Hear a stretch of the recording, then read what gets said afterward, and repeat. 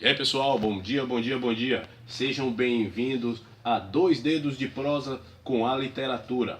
Hoje nós vamos falar nada mais, nada menos que sobre O Largo da Palma de Adonias Filho. Essa que é obra obrigatória no vestibular da UNEB. Mas o que falar do Largo da Palma? O Largo da Palma, ele é simplesmente um livro de contos. Contos nós já conhecemos a receita, é uma historinha curta, onde a densidade é muito alta, né? E que geralmente o melhor fica para o final.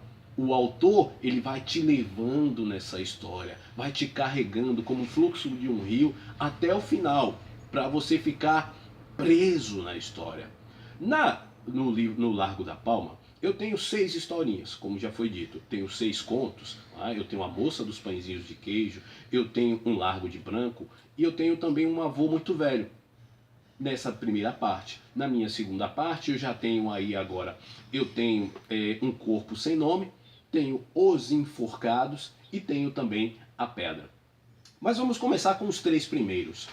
Em A Moça dos Pãezinhos de Queijo, a história perpassa lá no Largo da Palma. O Largo da Palma que é o cenário de todas essas histórias.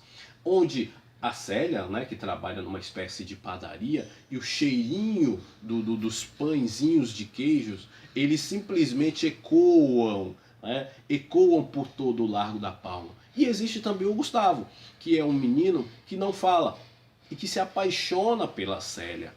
E eis aí a grande questão. As pessoas que estão em volta, os vizinhos, a família, eles não aprovam esse relacionamento entre a Célia e o Gustavo. Olha aí uma questão de intransigência e também de intolerância, né, em relação ao que eles compreendem como um relacionamento não normal. Ou seja, a Célia, a menina normal, entre aspas, e o Gustavo, o menino que tem dificuldades para falar. O que a gente precisa prestar atenção? Precisamos estar atentos justamente a esse entorno deles. Né? É esse não aceitar, é o achar que a Célia vai dar um golpe no Gustavo. É uma história muito bonita, é uma história de amor, e eis que no final acontece o grande milagre do relacionamento dos dois. O Gustavo, no relacionamento com a Célia, ele vem a falar. E a palavra, a primeira palavra que ele fala é simplesmente amor. Que bonito, não é? Mas eis que vem o segundo conto. No meu segundo conto eu já tenho o Largo de Branco, ou Um Largo de Branco. Um Largo de Branco é bem sugestivo. Lembra a noiva, lembra o branco, a paz, a sinceridade, a humildade. Mas neste conto eu tenho um triângulo amoroso. Eu tenho os personagens, ou as personagens, a Eliane, eu tenho o Geraldo e tenho o Odilon. A Eliane é uma mulher que sonha em casar, em ter filho como todas as outras, mas que o que acontece com ela? Ela se envolve com o Odilon devido à doença do seu pai, ele simplesmente vai se aproximando. Eles conseguem, né? Eles vêm a alcançar o matrimônio, mas o Odilon, ele é um cara muito ocupado, ele é um cara muito dedicado à medicina. E a Eliane ela vai ficando de lado. Eu costumo brincar com os meus alunos que neste caso aí cabe aquele chavão popular, não é? Quem não dá assistência dá lugar à concorrência. E eis que chega a tal concorrência na figura do Geraldo. O Geraldo, como ela mesmo cita na história, é aquele bonitão, parecendo aquele personagem de Hollywood, nu da cintura para cima, brilhava como o sol, como ela coloca na história. E aí ela se apaixona também por ele. E começa a se envolver com o Geraldo após um relacionamento, não de certa forma que não teve sucesso, com o Odilon. Mas quando a gente analisa a figura da Eliane, a gente percebe que a Eliane ela não é realizada por nenhum dos dois. Nem por Odilon, que seria aquele tido como o cara bonzinho, o cara de figura acolhedora, o pai de família que toda mulher quer. Enquanto que o Odilon é aquele cara boêmio, é o cara que não a respeita, é o cara que a trata de qualquer forma. E nós temos aí a questão do feminismo. a figura da mulher, as questões que permeiam o interior e o exterior também, podemos colocar assim, relacionada à mulher. A mulher que não é respeitada, a mulher que muitas vezes precisa trabalhar em dobro, lutar em dobro para conseguir as suas coisas, para conseguir os seus sucessos na vida, muito mais do que o homem. Então, a UNEB, quando ela te cobra um conto como esse, ela vem te perguntar qual é a tua posição em relação ao feminismo, a essa personagem Eliane. No ano de 2014, nós tivemos uma questão em que a Eliane era comparada, entre aspas, com uma outra heroína, só que do romantismo brasileiro, né? Do livro Senhora de José de Alencar. E nessas duas situações era necessário que o aluno soubesse sobre romantismo e que conhecesse também as características da história da Eliane em O Largo da Palma. Por isso a importância da leitura integral da obra. É aquilo que eu digo, em obras que você tem versões fílmicas, o filme ajuda, mas na hora de você ter o teor, né, e conhecer a fundo, você precisa da leitura integral e muitas vezes, não só uma vez, mais de uma, duas ou três vezes. Gente, no terceiro conto, eis que vem um avô muito velho, é o nome da história. A história começa, inicia-se praticamente no final. No momento em que o Lóio, ele vem a perder a sua netinha.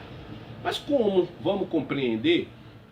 O Lóio, ele tem a sua netinha Pintinha que ele carrega desde pequenininha. Leva para cima, leva para baixo. Ela só dorme com os contos, com as histórias do Lóio. E o leitor, nós que estamos acompanhando, que somos espectadores, que somos leitores, nós vamos simplesmente ver e presenciar essa netinha crescer. Tornar-se uma moça bonita, inteligente, professora, que dá orgulho tanto para os seus pais, como também para o seu avô Lóio que está ali. No meio da história, o Lóio revela algo do seu passado, e eis que aparece aí o chamado flashback, que é muito comum nas histórias do Largo da Palma. O que seriam esses flashbacks? É essa volta ao passado, essa reminiscência que existe no interior de cada personagem. O personagem ele vai lá buscar no seu passado coisas que estão presentes ainda no seu agora. Com isso, o Adonias Filho, que é o escritor, ele vem para te dizer o seguinte: olhe, o agora é importante, mas o teu passado é muito mais. É lá que o Lóio, o avô, conhece a Aparecida, a prostituta lá na Bangala. O que é a Bangala? A Bangala, eu costumo dizer para os meus alunos que é a parte pobre do Largo da Palma. O núcleo pobre é onde ficam as casas de aluguéis, é onde ficam as pessoas mais humildes do Largo da Palma. Mas ele também está inserido no Largo da Palma. E lá, eis que ele conhece a Aparecida, e a Aparecida, depois de um relacionamento com ele, ela vem para dizer algo importante dentro dessa história. Lóio, você tem uma morte nas mãos. E eis que chega ao final da história, a Pintinha, né, que tornou-se uma moça, sofre uma violência e fica entre a vida e a morte, sofrendo, sentindo muitas dores, agonizando. E o Lóio ele toma uma decisão. Ele compra o veneno e administra o veneno à Pintinha para acabar com todo aquele sofrimento que estava sucedendo à neta que ele tanto amava. E ela vem a falecer. Eis aí a morte que a Aparecida disse que ele teria nas mãos. Mas o escritor Adonias Filho, ele vem para te perguntar com essa história: é certo ou errado? Olha a questão da eutanásia. A eutanásia, ela é certa ou ela é errada? Devemos exterminar, acabar com a dor de quem está sofrendo, ou dar uma chance para um caso de cura, de uma esperança? O que fazer? O que você faria se fosse você, no caso de um ente querido? Então, olha só, eutanásia, né, presente no conto, a questão da violência, a violência que a Pintinha sofreu. Mais do que isso, é importante que a sua leitura seja uma leitura completa.